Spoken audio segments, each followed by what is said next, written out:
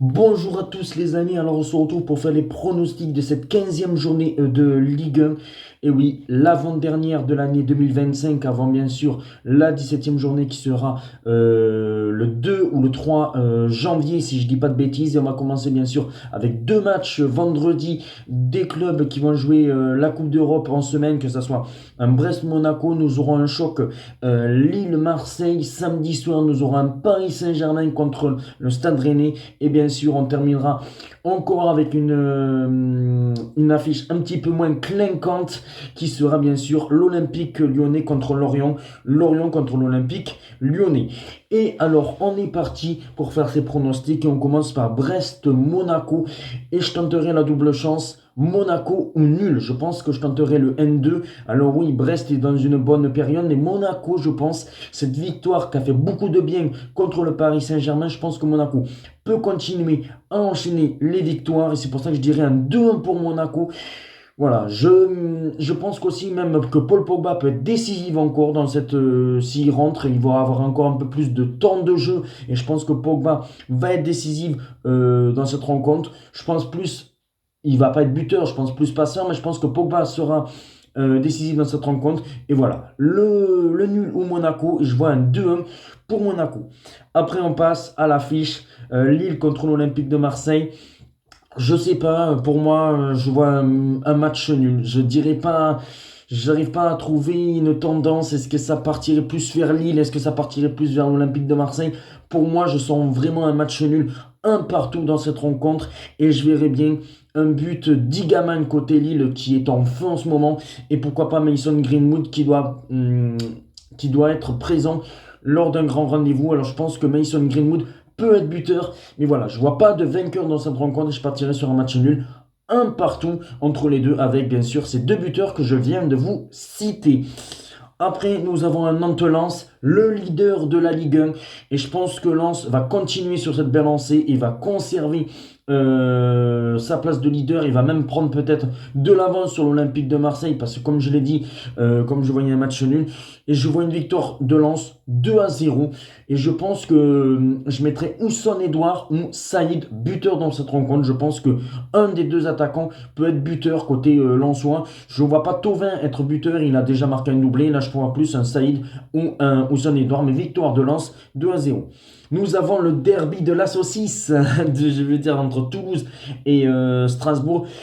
Deux équipes, le TFC qui a fait un bon nul au Vélodrome, Strasbourg qui est très très moyen en ce moment. Alors oui, il y a de bons résultats en Europe, mais sinon en championnat pour l'instant ils sont sur deux défaites. Et je pense que le TFC, je partirai sur le 1N. Toulouse ou nul, et je vois une victoire quand même du TFC 2-1. Mais voilà, je verrai la double chance TFC ou nul. Je pense que ça va être compliqué que Strasbourg puisse l'emporter au stadium de Toulouse. Voilà, c'est pour ça que je vois 2-1 pour le TFC, mais on n'est pas à l'abri d'un 2-2, on n'est pas à l'abri d'un match nul 1-1. C'est pour ça que je tenterai la double chance, le 1-1. PSG Rennes, et bien là c'est pareil, je tenterai la double chance, le 1-1 PSG ou nul.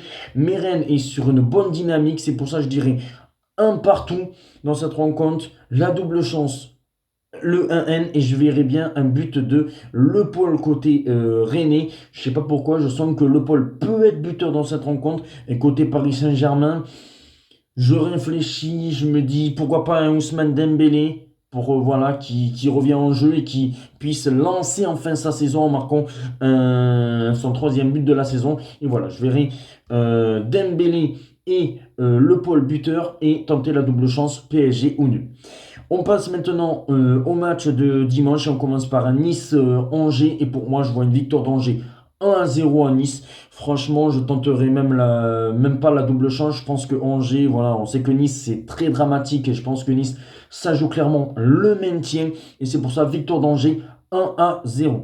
Nous avons Le Havre-Paris FC. Pour moi, je partirai sur un match nul, un partout. C'est deux équipes qui vont lutter pour le maintien. J'ai pas d'autre chose à dire. Auxerre-Metz. Franchement, c'est le match de la dernière chance. Je pense qu'Auxerre peut le faire. Alors oui, ça va être compliqué, mais je vois une victoire d'Auxerre 2-0. Franchement, je pense qu'Auxerre va le faire. On sait que c'est compliqué pour cette équipe de Metz un petit peu à l'extérieur.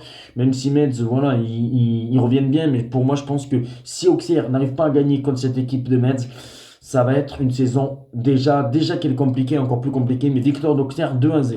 Et on termine avec Lorient contre Lyon.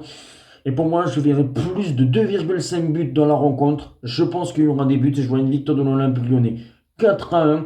Je pense que Tolisso va être buteur. Je vois bien Satriano être buteur aussi. Il a marqué la semaine dernière. Je pense qu'il peut récidiver. Et voilà.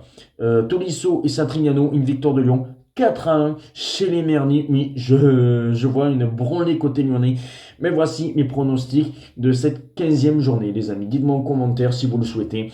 Mettez un petit like si vous le souhaitez aussi. Et ciao les amis. Et on se donne rendez-vous, bien sûr, pour les pronostics de la Ligue des Champions qui va arriver très vite et de l'Europa League.